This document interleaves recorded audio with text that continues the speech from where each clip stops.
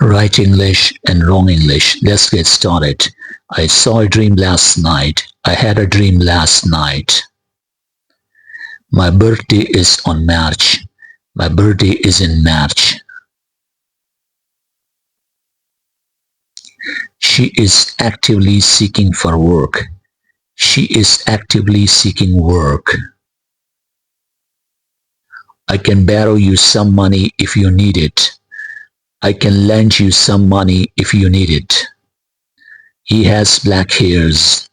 He has black hair. Don't forget to reply back. Don't forget to reply.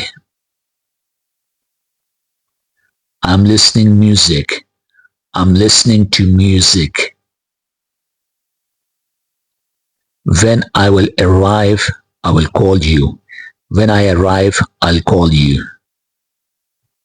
Dear friends, love this post and save this post. Share with as many people as possible. Don't forget to subscribe to our YouTube channel. Visit YouTube channel IELTS, TOEFL and English Teacher.